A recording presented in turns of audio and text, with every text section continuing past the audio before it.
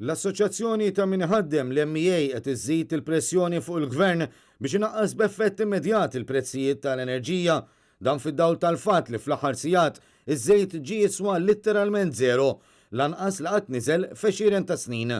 Fis-qarja l-MEA fakret kif il-prezzijiet attwali tal-enerġija f'pajjiżna ma jirriflettux il-prezz internazzjonali bil-pjaga tkompli tiżdied għal familji meta dawn qed jgħaddu aktar ħin id-dar u allura jikkonsmaw aktar.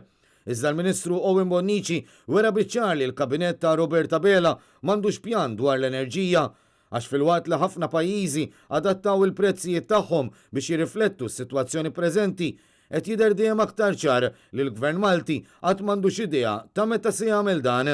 Fil-fatt, mistoqsi minn Net News il-Ministru Bonnici ħarab milli jgħid meta dan il-Gvern se jkun qed jgħin lill-familji billi jraħħas il-prezzijiet tal-enerġija.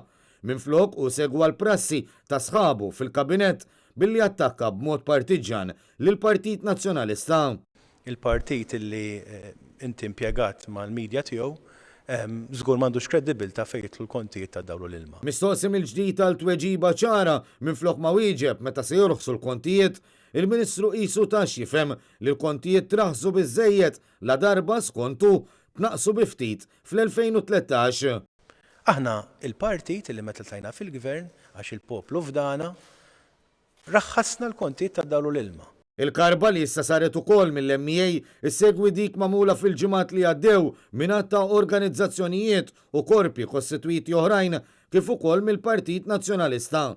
Iżda minflok il-Gvern qed ikompli jaħrab milli jikkommetti ruħu bil-Prim Ministru saħansitra jevita lil ġurnalisti billi qed jidher biss fuq il-medja tal-partit tiegħu stess u fuq ix-xandir tal-Istat. Min-naħa tagħha l-MEA qed tissuġġerixxi wkoll li l-iskemi ta' għajnuniet lil ħaddiema u lil min ħaddem għandhom jiżdiedu ħalli ħadd ma jkun iddiskriminat u biex jitneħħew l-anomaliji li jeżistu. Appellat ukoll biex il-ħaddiema fis-settur tas-saħħa jingħataw bonus speċjali fid-dawl tas-servizz eċċellenti li qed jagħtu.